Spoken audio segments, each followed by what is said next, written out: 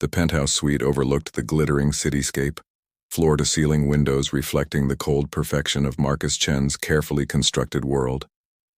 Everything in his life was ordered, calculated, controlled, including his marriage. Elena Hayes stood by those windows now, her simple white dress, hardly a wedding gown, seeming to glow in the dim light. She'd signed the contract 3 days ago. 1 year of marriage to Marcus Chen, CEO of Chen Industries, in exchange for $1 million and the surgical treatment her younger sister desperately needed. No love, no complications, no expectations beyond public appearances and maintaining the facade. "You should get some rest," Marcus said, loosening his tie.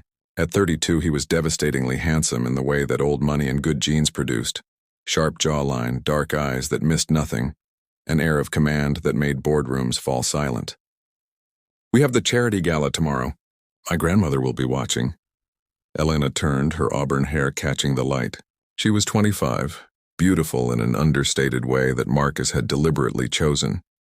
Pretty enough to be believable as his wife, but not so stunning as to draw unwanted attention or complicate matters. She had intelligent green eyes that seemed to see too much and a quiet dignity that had impressed him during their brief interviews. "I understand," she said softly. "I've reviewed the dossier your assistant prepared. Your grandmother believes this is a love match. Your business partners think I'm stabilizing your playboy reputation. The board sees me as evidence of your maturity before the merger." Marcus nodded, surprised by her directness. Most people danced around the truth of their arrangement. "You're well prepared. I signed a contract, Mr. Chen. I intend to fulfill it completely." She paused. "There are 2 bedrooms in this suite. I assume, of course." He moved toward the master bedroom. "Tomorrow we'll need to appear affectionate. Study the photos in the dossier. My grandmother knows my tells. She'll be looking for authenticity," Elena finished. "I understand. But Mr. Chen, there's something we should discuss." The contract mentioned physical aspects. Clause 7, subsection 3, Marcus froze. The clause about maintaining the appearance of a real marriage, including appropriate physical intimacy when observed. His lawyers had insisted on including it for credibility's sake, though he'd had no intention of acting on it. "We'll handle that as needed," he said dismissively. "Public affection only. Nothing private is required or expected." "I see." Her voice was so quiet he almost missed it. "That's a relief." Something in her tone made him turn. She was hugging herself, a gesture that seemed protective rather than cold. In that moment she looked younger, vulnerable in a way that pricked at something he'd thought he'd buried years ago. The part of him that still felt things.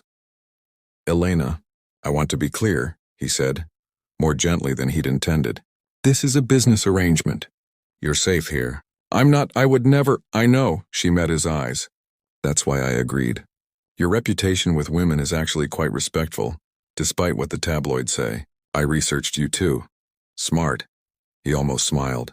"Then we understand each other. 1 year, maintain appearances, and then you're free, with your money and your sister's health restored."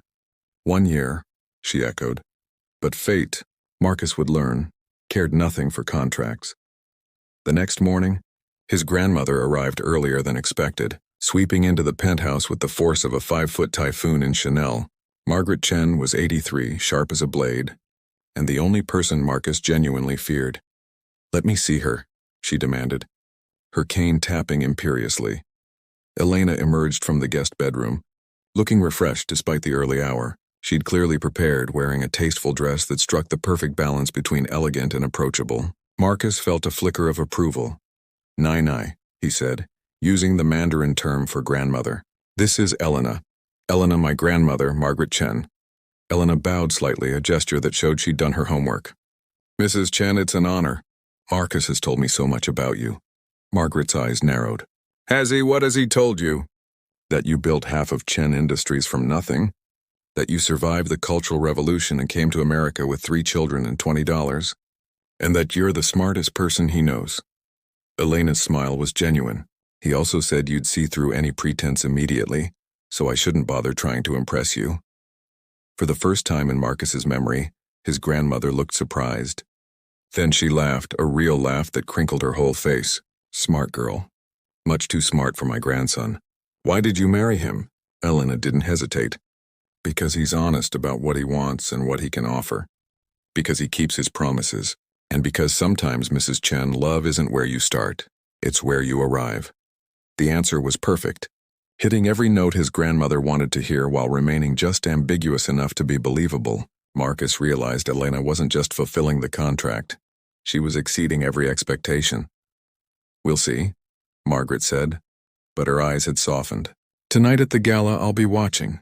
If this is real, I'll know." After she left, Marcus turned to Elena. "That was well done. Thank you." She was gathering her things. "I should prepare for tonight." "Elena," he stopped her. "Why did you really agree to this? The money for your sister, yes, but there must have been other options." She was silent for so long he thought she wouldn't answer. Then, "Because unlike every other option, Mr. Chen, this one had an end date. 1 year and then I'm free to live my life. No strings, no expectations, no one to disappoint when I inevitably fail to be what they need." Before he could respond, she disappeared into her room, leaving Marcus with the unsettling realization that he and his contract wife might have more in common than he'd thought. The gala that evening was predictably excessive. Crystal chandeliers, champagne fountains, and enough diamonds to fund a small country. Marcus navigated it with his usual cool competence.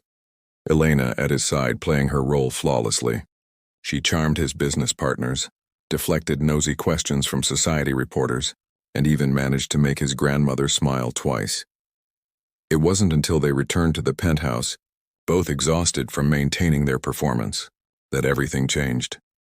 Elena was standing in the kitchen, having kicked off her heels, when Marcus noticed her wincing as she reached for a glass.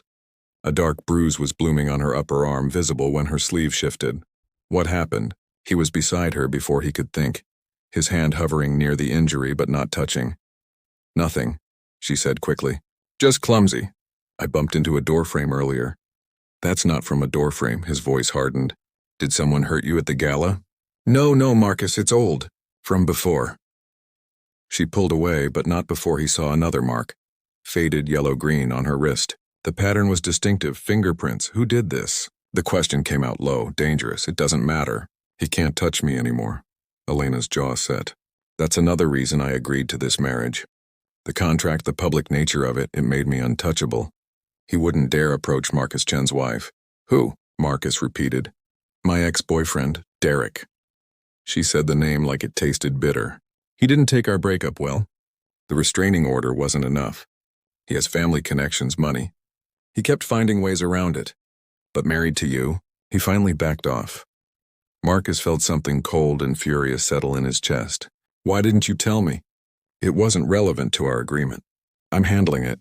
Elena, if you're in danger, I was in danger. Past tense." She met his eyes. "You've already helped more than you know.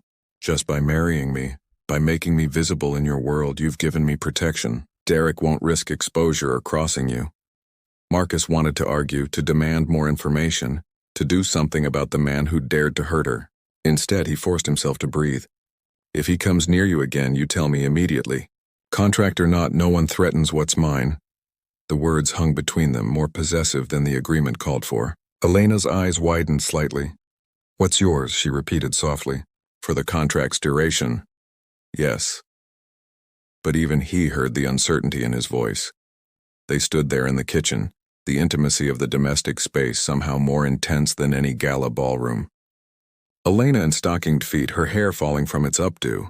Marcus with his jacket discarded, shirt sleeves rolled up. For a moment they were just two people, not parties to an agreement. "I should sleep," Elena said, breaking the spell. "Tomorrow we have brunch with your business partners." "Wait." Marcus caught her hand, gently, so gently, and she stopped. "I know this isn't real. I know what we agreed. But while you're my wife, even if it's only on paper, you're under my protection. Truly. Not just from Derek, but from anyone. Do you understand?" She looked down at his hand holding hers, then back up at his face. Something shifted in her expression, a softening he hadn't seen before. "I understand. Thank you, Marcus." It was the first time she'd used his first name without prompting. He liked it more than he should. The next few weeks fell into a rhythm. They appeared together at various functions, perfecting their act. His grandmother visited regularly, seeming pleased with Elena's integration into the family. The business merger progressed smoothly, Marcus's newly married status lending him an air of stability that impressed the conservative board members. At home, they maintained careful distance. Elena had her room, Marcus had his. They shared breakfasts and discussed their schedules like business partners. It was exactly what the contract specified, and yet Marcus found himself noticing things.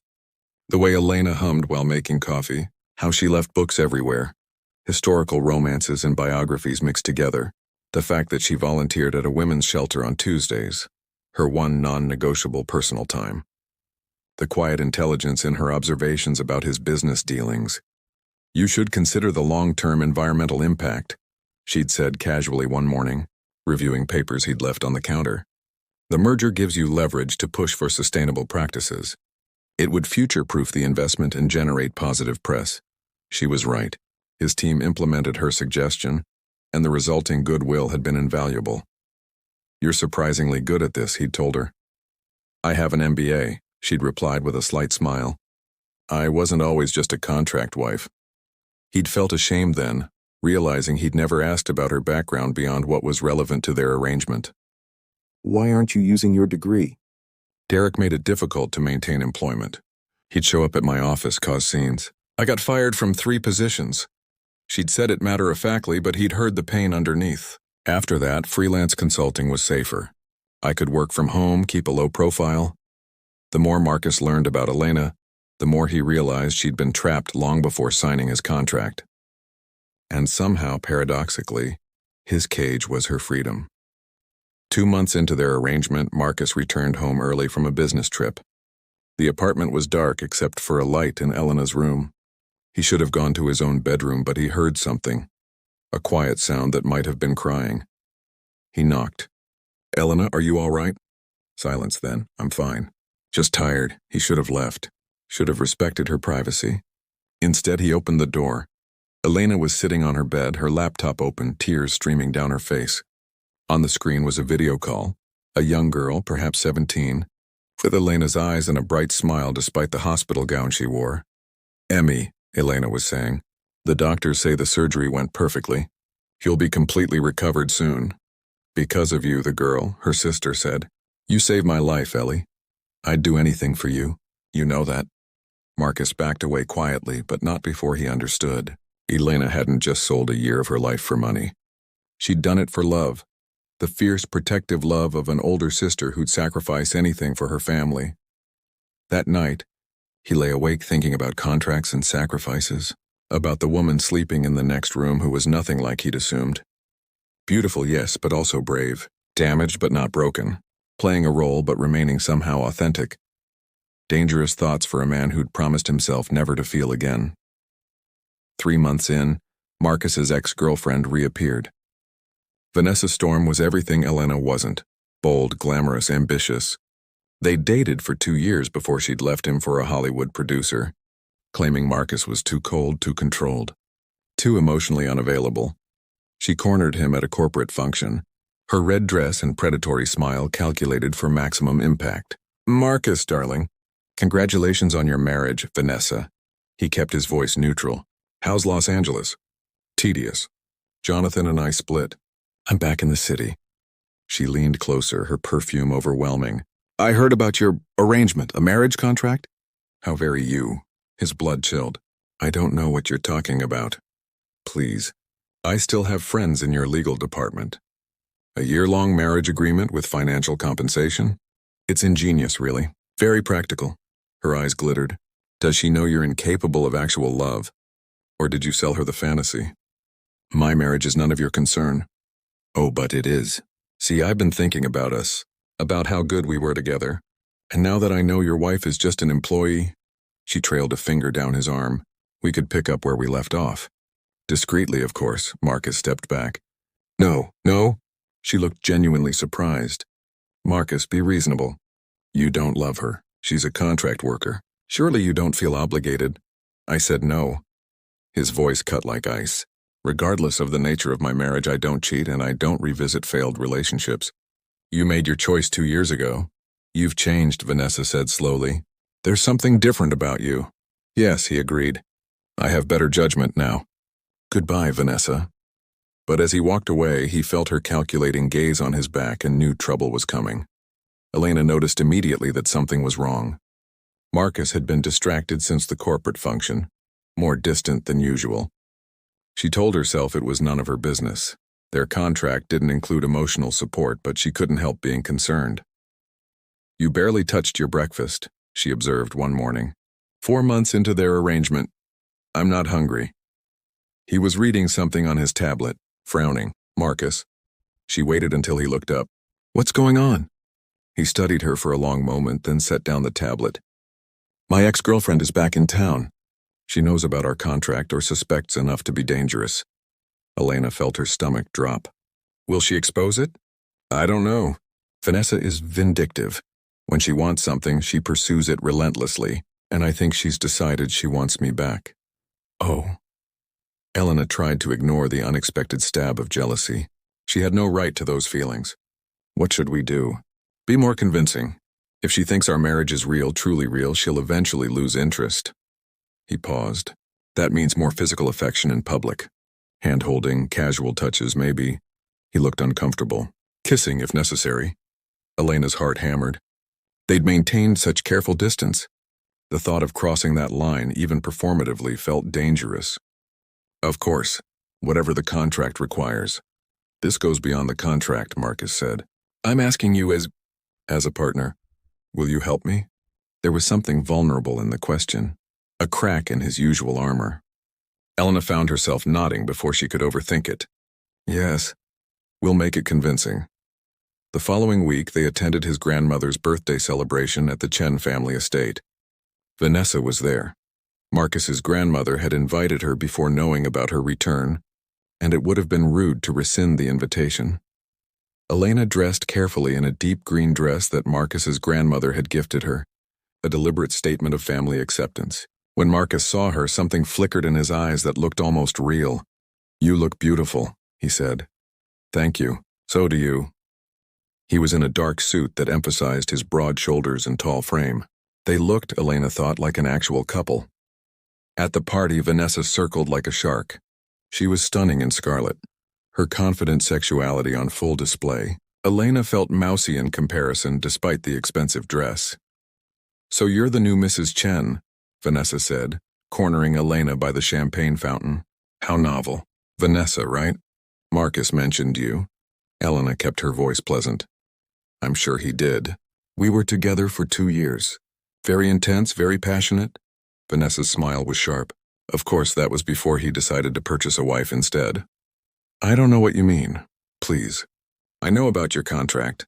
It's all very transactional, very Marcus. But surely you understand you're just a placeholder, a convenient solution to his grandmother's pressure to settle down. Elena felt the words like slaps, even though they were technically true. I understand that my marriage is between my husband and me. Not you. Touched a nerve? Vanessa leaned closer. Let me give you some advice, contract wife to whatever you are. Marcus doesn't do love.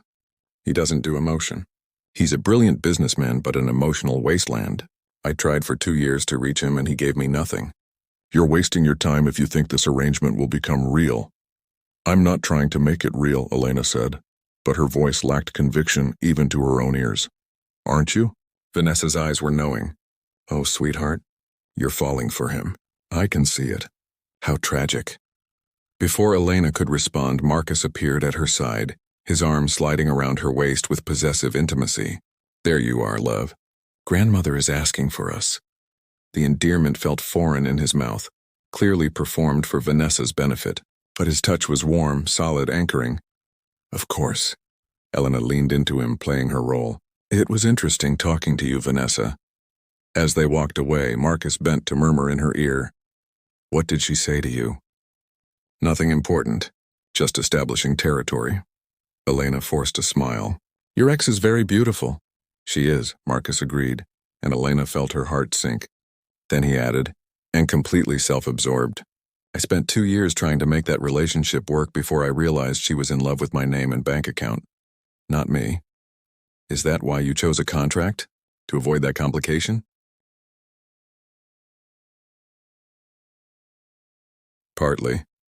They'd reached a quiet corner of the garden. Marcus turned to face her, his hand still on her waist. Also because after Vanessa, I didn't trust myself to recognize genuine feeling. A contract was honest, clear, no room for misunderstanding or betrayal. And now? Elena asked softly. Now. He looked at her with something that might have been confusion. Now I'm not sure the lines are as clear as I thought. The moment stretched between them, charged with possibility. Elena could feel his breath, see the flecks of gold in his dark eyes. If she leaned forward just slightly, "Marcus, Elena!" His grandmother's voice shattered the moment. "Come, we're cutting the cake!" They sprang apart like guilty teenagers. Marcus cleared his throat. "We should go." "Yes." Elena smoothed her dress, trying to calm her racing heart. "We should." But as they walked back to the party, Marcus caught her hand, threading their fingers together. It wasn't for show, there was no one around to see. It was just for them. Elena squeezed gently and he squeezed back. That night, after they returned to the penthouse, the careful distance between them felt harder to maintain. Marcus poured them both whiskey without asking, and they sat in the living room, the city lights their only illumination. "Tell me about your sister," Marcus said suddenly. Elena blinked. Emmy, what do you want to know? "Everything. You sacrificed so much for her surgery. I want to understand," so Elena told him. About their parents dying when Emmy was young, leaving Elena as guardian at 20.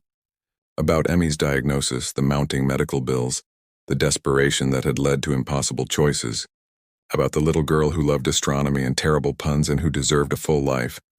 "She's the best person I know," Elena finished. "She's been through hell and she's still kind, still hopeful. I couldn't let her die because we didn't have money. I couldn't." "You love her very much," Marcus observed. "She's my whole world." Or she was before. Elena stopped, realizing what she'd been about to say. "Before what?" "Before this got complicated," Elena admitted. "Before I started forgetting this was temporary." Marcus set down his glass. "I've been forgetting too." They looked at each other across the dim room, the admission hanging between them like a confession. "We shouldn't," Elena whispered. "The contract? Forget the contract." Marcus stood, crossing to her in 3 strides. "Elena, tell me honestly. What do you want?" What did she want? She wanted this man who was supposed to be temporary, this controlled, careful man who'd shown her unexpected kindness, who'd protected her without being asked, who looked at her sometimes like she was precious. She wanted mornings making coffee together and nights discussing their days. She wanted real instead of performance. She wanted to break every rule they'd established. She started. But her phone rang, destroying the moment. It was the hospital. Emmy had developed complications from her surgery. She needed Elena immediately. Marcus drove her there himself, breaking speed limits with calm efficiency. He stayed in the waiting room while Elena rushed to her sister's bedside. And he was still there 3 hours later when the doctors finally stabilized Emmy. Elena emerged exhausted, emotionally wrung out, to find Marcus asleep in an uncomfortable chair, still in his suit from the party. Something about the sight, this powerful man making himself uncomfortable to support her, broke something open in her chest. She touched his shoulder gently. "Marcus, she's okay." He woke instantly alert. "What did the doctor say?" "She'll recover. It was a reaction to the medication, but they've adjusted it. She'll be fine." "Good." He stood, studying her face. "You should rest. I'll take you home." "Marcus." Elena caught his hand. "Thank you for being here. You didn't have to." "Yes, I did." His voice was fierce. "Elena, I need to tell you something. The contract, our agreement, it was supposed to be simple, straightforward, but nothing about you has been simple. You're brilliant and brave and kind, and somewhere along the way I stopped pretending." Elena's breath caught. "What are you saying?" "I'm saying I don't want a contract wife. I want you, really want you, for as long as you'll have me. I'm saying I'm falling in love with you and I have no idea when it happened or how to stop it." He laughed, the sound uncertain. "I'm saying I'm terrified because I promised myself I'd never feel like this again, but here we are." Tears pricked Elena's eyes. "I'm falling too. I've been falling for weeks and I kept telling myself it wasn't real, that it was just the closeness, the performance. But Marcus, it is real. You're real and what I feel is real and I don't know what to do about it. Maybe," Marcus cupped her face gently, "maybe we start by being honest.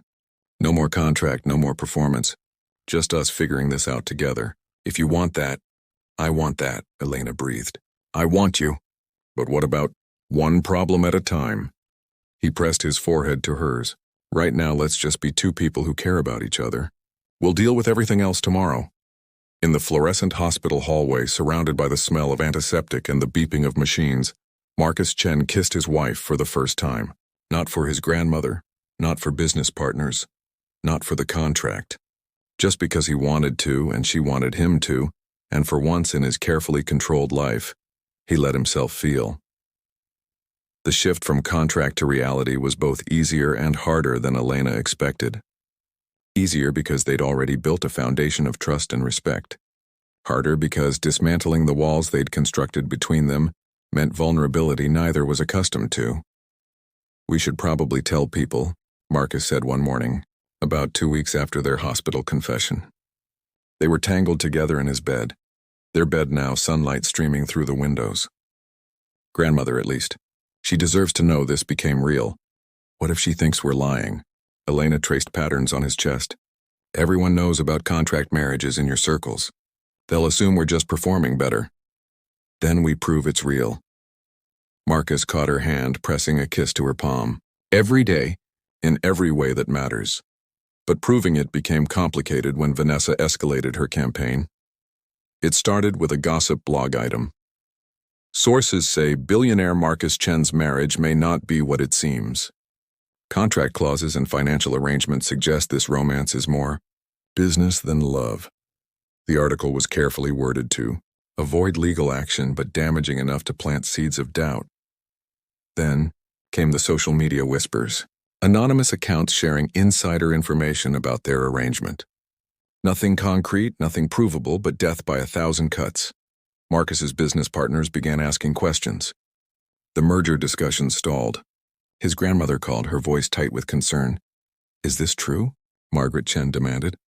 Did you marry this girl for convenience? Marcus looked at Elena, who was curled beside him on the couch, and knew he had to be completely honest.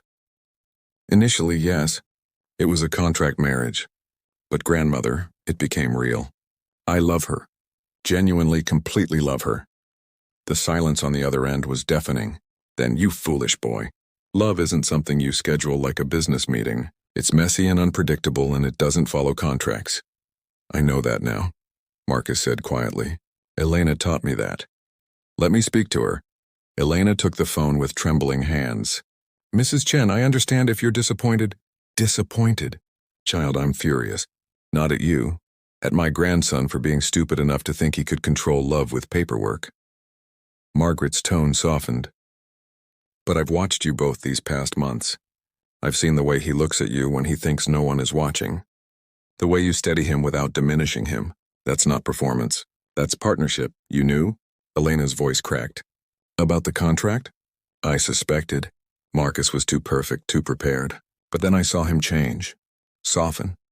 Become the man I always knew he could be. That was you, Elena. You loved him into becoming real. After the call ended, Elena burst into tears and Marcus held her while she shook with relief and residual fear. We'll get through this, he promised. Vanessa can whisper all she wants. We know the truth. But Vanessa wasn't finished. She'd learned about Derek, Elena's ex, and in a move of stunning cruelty, she'd contacted him, told him where Elena was. Suggested that if he wanted to cause trouble for Marcus Chen, Elena was the perfect leverage. Elena was leaving the women's shelter after her Tuesday volunteer shift when Derek appeared. He looked worse than she remembered, thinner, harder, with a manic edge that made her blood run cold. Elena. His smile was wrong. Long time, you're violating the restraining order. She tried to keep her voice steady, reaching for her phone. Am I? I'm just talking to you on a public street. Nothing illegal about that. He moved closer and she stepped back. I heard you married up. Marcus Chen, very impressive. Does he know what a mess you are? How broken? Leave me alone, Derek, or what? You'll call your rich husband? Here's the thing, Elena. I've been doing some research. Your marriage isn't real. It's a contract, a business deal, which means he doesn't actually care about you. You're just an employee, a prop. When I tell the world about all your problems, all your damage, he'll drop you so fast. Is there a problem here? A security guard from the shelter had noticed the confrontation. Derek backed off, but his parting shot was precise and poisonous. "This isn't over. You can't hide behind a fake marriage forever." Elena made it to her car before the panic attack hit. She called Marcus with shaking hands, and he was there within 15 minutes. Having apparently broken every traffic law in existence, he found her in the parking lot, still trembling, and pulled her into his arms without a word, just held her solid and safe until she could breathe again. "I'm going to destroy him," Marcus said quietly. "Derek, Vanessa, anyone who threatens you. I have resources they can't imagine. They'll regret ever—" "No." Elena pulled back. "That makes us like them. We don't need revenge, Marcus. We just need to be honest. Completely publicly honest." "What do you mean?" "I mean, we tell everyone. The whole truth. Yes, it started as a contract. Yes, I needed money for my sister's surgery. Yes, you needed a wife for business reasons. But then we fell in love. Really, truly fell in love. We tell that story, own it completely, and dare anyone to say it's not valid." Marcus stared at her. "That's brilliant and terrifying." "Love is terrifying," Elena said, echoing his grandmother's words. "But it's also worth it. We're worth it." They planned carefully. Marcus's PR team initially objected. Transparency about a contract marriage could damage his reputation. But Elena's approach was compelling. Turn the narrative from deception to transformation. They scheduled an exclusive interview with a respected journalist, someone known for fairness and depth. Marcus insisted on several conditions. No ambush questions. Elena could refuse to answer anything she wasn't comfortable with. And the focus would be on their love story, not the contract details. The night before the interview, Elena couldn't sleep. She found Marcus in his study, staring at the original contract they'd signed 6 months ago. "Having second thoughts?" she asked softly. "No, just thinking about how much has changed." He held up the document. "This seemed so important 6 months ago. All these clauses and conditions, trying to control every variable. Now it just looks like fear. I was so afraid of being hurt again, of losing control, that I tried to legislate love right out of the equation." Elena sat beside him. "And now?" "Now I understand that love isn't something you can control. It's something you choose every day, even when it's scary, especially when it's scary." He took her hand. "I choose you, Elena. Contract or no contract, for however long you'll have me." "I choose you too," she whispered. "Every day." Marcus stood, taking the contract to his fireplace. "Then we don't need this anymore." He lit it, and they watched their contract burn, the pages curling and blackening as the flames consumed the careful legal language. In its place, they made new promises. Not written, not binding in any legal sense, but infinitely more powerful. To be honest, to be present, to choose each other through difficulty and joy. The interview aired 2 days later. Elena and Marcus sat side by side, hands clasped, and told their story without filters. Yes, it had started as business. Yes, there had been money involved. But then they shared the transformation. How proximity became friendship. Friendship became respect. Respect became love. "We didn't plan to fall in love," Marcus said to the camera. "We actually planned specifically not to. But sometimes the best things in life are the ones that surprise you," Elena added. "I think a lot of relationships start with less than romantic circumstances. Blind dates, dating apps, even marriages arranged by families. What matters isn't how it starts. It's whether you choose to make it real." They talked about her sister's illness, about Derek's abuse, about Vanessa's interference. Not as excuses, but as context. The challenges that had brought them together and then tested their bond. "My grandmother says love is messy and unpredictable," Marcus shared. "She's right. Our story isn't a fairy tale. It's complicated and imperfect and sometimes difficult. But it's ours and it's real, and I wouldn't change a single moment." The response was overwhelming. Some critics called it a PR stunt, but far more people connected with their honesty. Social media filled with messages of support. People sharing their own unconventional love stories. The narrative shifted from fake marriage to unexpected love. Marcus's business partners, surprisingly, seemed satisfied. "Shows character," one told him. "Admitting vulnerability. Choosing love over convenience. That's the kind of partner we want." His grandmother called immediately after the broadcast. "About time you told everyone what I already knew. You're both idiots, but you're honest idiots. I approve, but Vanessa wasn't finished. If public opinion and business concerns wouldn't work, she'd try something more direct. The morning started like any other. Elena woke wrapped in Marcus's arms, sunlight streaming through the curtains they'd forgotten to close the night before. 7 months into their marriage, 6 months since it had become real, and she still sometimes marveled at this life she'd somehow found. Marcus stirred, pressing a kiss to her shoulder. "Good morning, Mrs. Chen. We really should talk about that," Elena murmured. "The contract is almost up. In theory, I'm only Elena Chen for 5 more months. In theory." Marcus's arms tightened around her. "But in practice?" "In practice, I don't want to be anyone else." He rolled her over, looking down at her with an intensity that still made her breath catch. "Good, because I'm not letting you go. Ever." Before she could respond, his phone rang. He swore softly, reaching for it. "It's my lawyer. I should take this." Elena watched him walk to the window, his expression shifting from relaxed to concerned to furious in the space of 30 seconds. "I'll be there in an hour," he said, finally hanging up. When he turned back to her, his face was grim. "Vanessa is suing us." "What?" "She claims the original contract marriage damaged her emotionally. Says she was planning to reconcile with me before I fraudulently entered into a marriage agreement. She's seeking damages and, more importantly, demanding the contract be declared void." Marcus sat on the bed, running his hands through his hair. "If she succeeds, our marriage could be legally nullified." Elena felt cold. "Can she do that?" "My lawyer says it's a weak case, but it'll be public and ugly. She'll drag out every detail of our agreement, make it look as transactional and cold as possible. And there's more."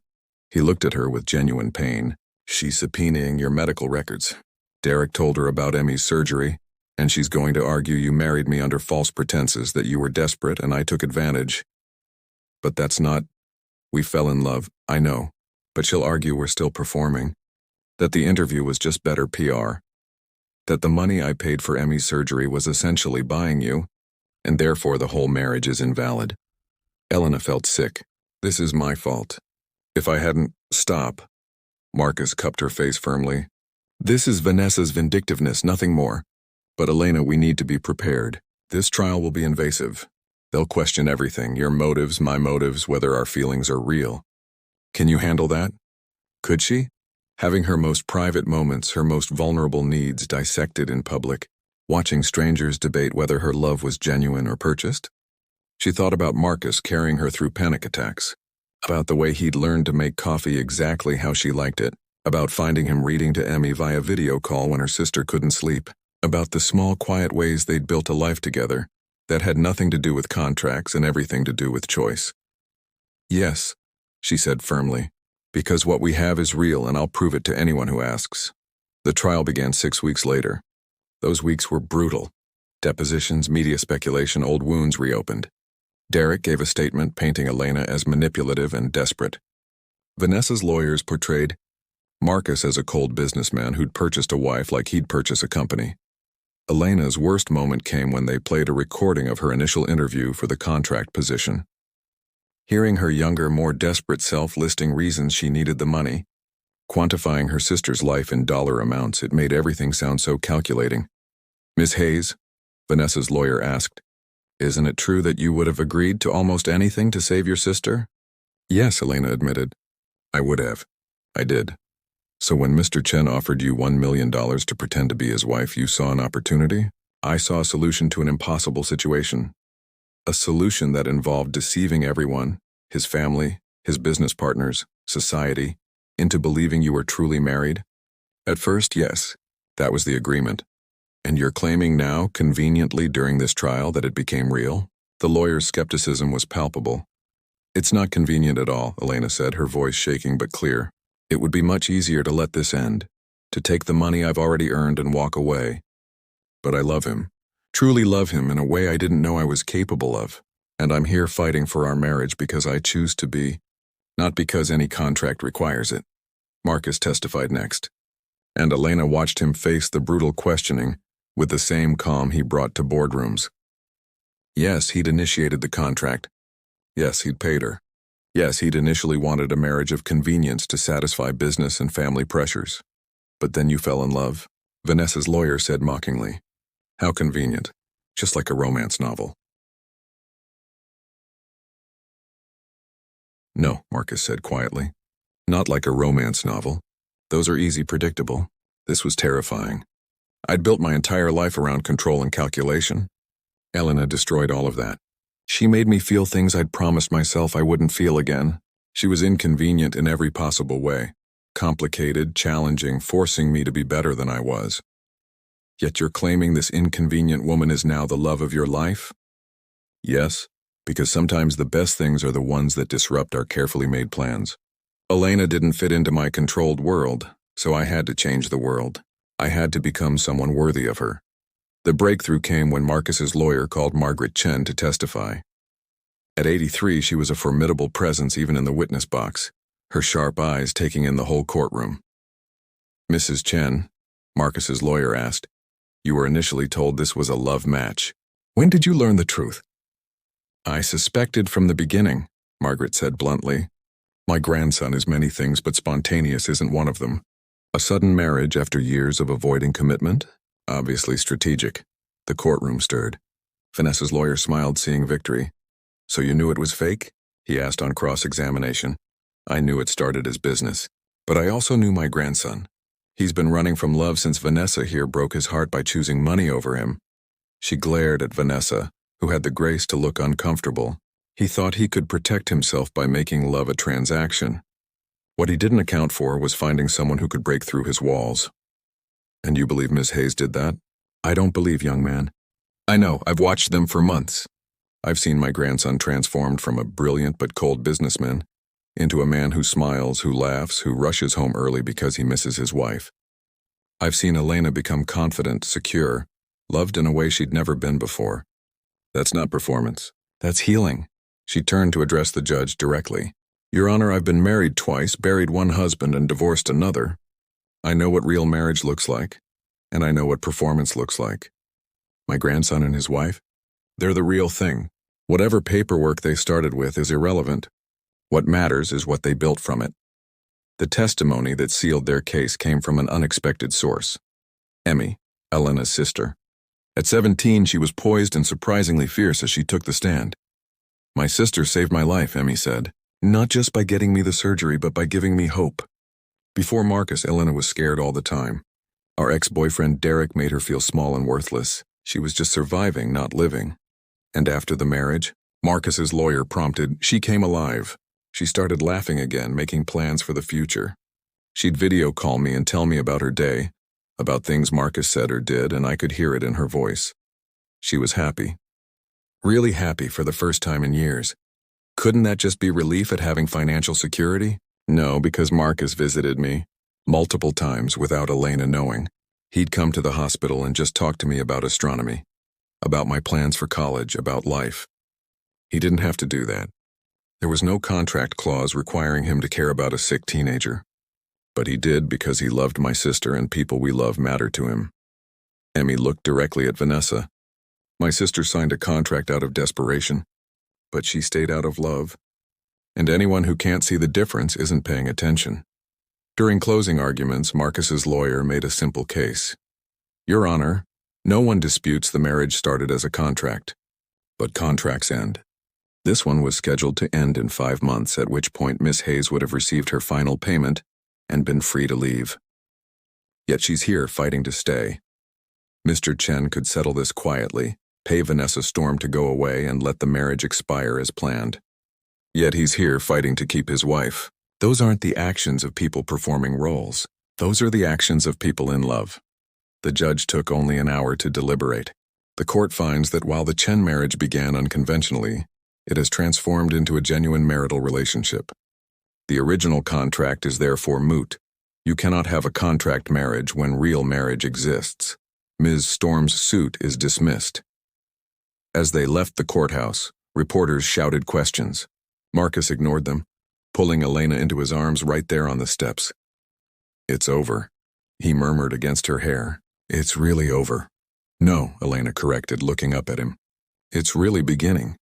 That evening, back in their penthouse, Marcus found Elena in his study, their study now, her books and papers mingling with his business documents. "I have something for you," he said, holding out a thick envelope. Elena opened it warily, then gasped. It was the original contract, the one they'd burned months ago, or rather a copy of it. Across every page Marcus had written in red ink, "Void superseded by love," and underneath a new document. Much simpler than the original, just a single page. "I, Marcus Chen, promise to love, cherish, and choose Elena Hayes for every day of my life, regardless of legal status or contractual obligation." The terms are simple: honesty, loyalty, and showing up even when it's hard. "The compensation is everything, my heart, my trust, my future. Signed this day in sound mind and full heart. Will you sign it?" Marcus asked, holding out a pen. "No witnesses, no lawyers, no enforceability. Just a promise between us?" Elena's hands shook as she read it again. "What about the original contract?" "We still have 5 months left. I'm tearing it up." Marcus pulled out the legal document. Somehow he'd gotten his lawyer to produce a certified copy and began ripping it to pieces. "I don't want you here because of an agreement. I want you here because you choose to be. Every single day, Marcus." Elena watched the papers flutter to the floor like snow. "What about the money?" "I haven't fulfilled the term. You can have it all. Keep everything, take it, and leave if you want. I don't care about the money. I care about you." He cupped her face. "Elena, I'm asking you to marry me again. Not for business, not for convenience, not for anyone but us. Marry me because you want to. Because you love me. Because you can't imagine your life without me in it." "That's not fair," Elena whispered, but she was smiling through tears. "You know I can't imagine my life without you. You've ruined me for anyone else." "Good, is that a yes?" Instead of answering, Elena signed his promise document, then pulled him down for a kiss that said everything words couldn't. They remarried 2 months later, a simple ceremony with only close friends and family. Elena wore a dress she'd chosen herself, not from obligation but from joy. Emmy was her maid of honor, tearful and glowing with health. Marcus's grandmother sat in the front row, looking smug about having known all along. There was no contract this time. Just vows they wrote themselves, promising imperfection and honesty, choosing commitment over convenience. "I was so afraid of losing control," Marcus said during his vows. "I tried to legislate love to make it safe and predictable. You showed me that the best things in life aren't safe. They're worth the risk." Elena's vows were simpler. "You saw me at my worst, desperate, trapped, willing to sell a year of my life. You could have taken advantage. Instead, you gave me freedom, respect, and eventually love. You chose me when I was just a contract, and you choose me now when I'm everything messy and real. I choose you back. Always." After the ceremony at the reception, Vanessa appeared. Security moved to intercept her, but Marcus stopped them. "What do you want, Vanessa?" She looked older somehow, less polished. "To apologize, and to tell you, you were right. About love not being a transaction. I spent so long treating relationships like business deals that I forgot what actually matters. You and Elena." She looked at them standing together, Marcus's arm around Elena's waist, Elena's hand over his heart. "That's real. I'm sorry I tried to destroy it." "Apology accepted," Elena said quietly. Marcus looked surprised, but she squeezed his hand. "Everyone deserves the chance to grow. You helped us, actually. Fighting for our marriage made us stronger." After Vanessa left, Marcus pulled Elena onto the dance floor. "You didn't have to be kind to her." "Yes, I did. Because that's who I want to be. Someone who doesn't carry grudges, who believes in second chances." She smiled up at him. "Someone loved you enough to become." They danced as the sun set over the city, surrounded by people who loved them, celebrating a love that had started as paper and ink but had become flesh and bone, real and unbreakable. 5 years later, Elena sat in the same penthouse, watching Marcus play with their daughter, 2-year-old Lily, who had his eyes and her stubbornness. Emmy was visiting, healthy and thriving in her 3rd year of college, studying astrophysics. "Do you ever think about it?" Emmy asked, settling beside her sister. "The contract?" "Sometimes," Elena admitted. "It seems like another life now. I was so scared then, so desperate. I thought I was selling my freedom, but really I was finding it." "You saved my life," Emmy said softly. "No. Marcus saved your life. I just had the courage to accept help." Marcus looked up from where Lily was using him as a climbing structure, his smile warm and genuine, so different from the cold businessman she'd first met. "What are you two plotting?" Just remembering, Elena called back. How we got here. Best contract I ever signed, Marcus said, making Lily giggle as he lifted her high. Even if I did tear it up. That evening, after Emmy left and Lily was asleep, Marcus found Elena in their bedroom looking at something in a drawer. What's that? Your promise. The one you wrote after the trial. She held up the simple document, now worn at the edges from being read so many times. I still can't believe you wrote this. Marcus took it from her, reading his own words. Every word was true. Is still true, I know. That's what makes it magic. Elena leaned against him. We started with a contract that tried to control everything. We ended with a promise that controls nothing and means everything. You know, Marcus mused. My lawyers hate our story. They say it's a cautionary tale about contracts becoming legally meaningless once emotional attachment develops. What do you say? I say it's a love story about two people who were brave enough to let a transaction become transformation. He kissed her temple. The best contract is the one that writes itself day by day, in all the ways we choose each other. Elena smiled, thinking about the scared woman who'd signed a contract 7 years ago, agreeing to pretend to be someone's wife. She'd thought she was selling herself for her sister's life. Instead, she'd found her own life, messy, imperfect, gloriously real. I love you, she said simply. I love you too, Marcus replied. Contract or no contract forever. And in the end, that was the only agreement that mattered.